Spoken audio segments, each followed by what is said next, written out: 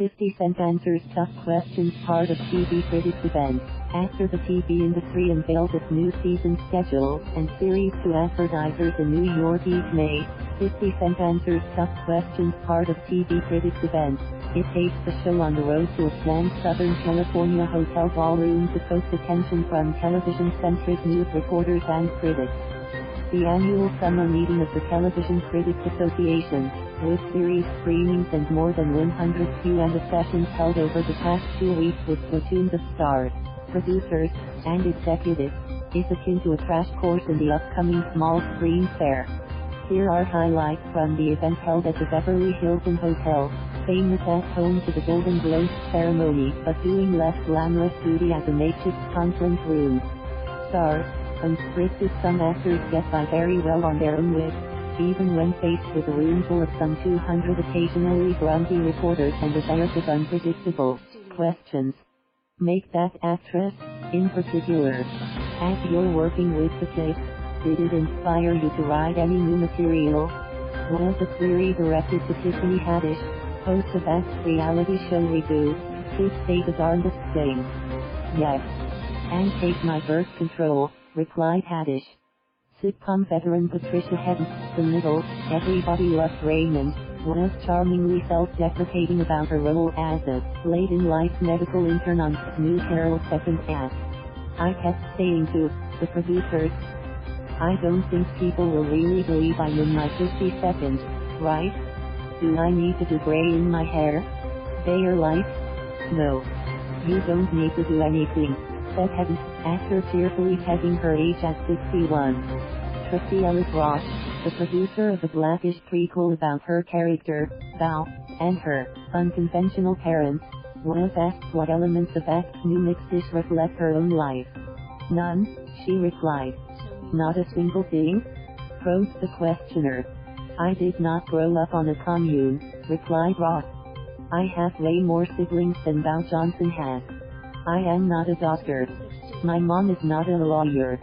At that point, mixed-ish cast member Tika Sumpter jumped into playfoil, asking, who's your mom? Mariah Carey, shot back Ross, daughter of Diana Ross. Carey, however, does the mixed-ish theme songs.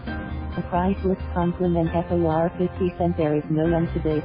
Rapper, actor and power executive producer Curtis 50 Cent Jackson said when asked what he wants to accomplish next.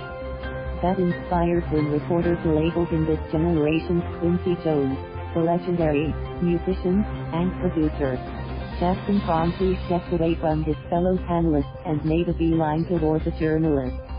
That is a really big compliment. Take a picture of me and her, a delighted Jackson commanded a photographer. I've heard a lot of things about myself. I've never heard the new Quincy Jones. That was a good one. Courtney Kemp, power creator and executive producer, couldn't resist teasing Jackson. That's great. We'll see how Quincy Jones feels about it, she said, smiling. Getting serious, most outlets were willing to put their programming chiefs in front of reporters. NBC was an exception, and they did their best to stick to touting past successes and next season's hosts for hits. But they were pressed on substantive off-screen issues as well, including misconduct claims that loom especially large in the #MeToo era. Executive responses fell within carefully scripted boundaries but proved revealing nonetheless. Asked about sexual misconduct and racism allegations leveled by the rookie co-star Afton Williams at crew members, ABC Entertainment President Karey Burke said the network was withholding judgment until a third-party investigator, retained by series producer Entertainment One, has completed its work. Just waiting for the findings allow potential problems on other shows to go unchecked?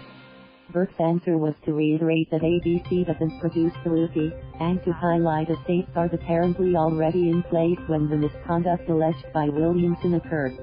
We have an HR partner that is available to every one of our shows, and I would hope that if there were any ongoing situations, that someone on that set would feel comfortable going to the HR partner on that show, she said. CBS executives were asked about their renewal of Bull despite actress Eliza Dusku's claim that she was openly harassed by star Michael Weatherly on the set and then fired by executive producer Glenn Gordon Caron after complaining. She received a $5 million settlement. Beverly and Caron are receiving leadership coaching, CBS. Entertainment President Karey Burke replied, without expanding on what that meant. He later cited Beverly's continued audience appeal despite the allegations and the show's success. It's a popular show that we want to keep on our air, and it's a very good show, as well, Cole said. Ratings, FOLD school broadcasters and cable channels dependent on commercial sales routinely make their audience numbers public. 3 new services don't operate that way.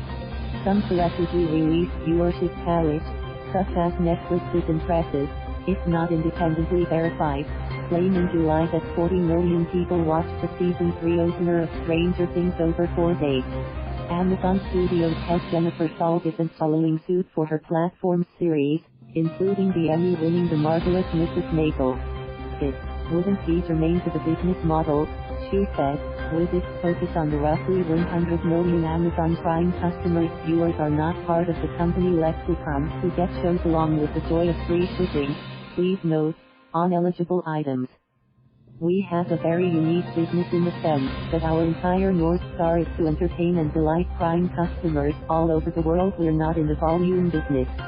We're in the curated business, Saul said. ____ and on Twitter at //twitter.com/LineOver. Thank you for watching. Please subscribe.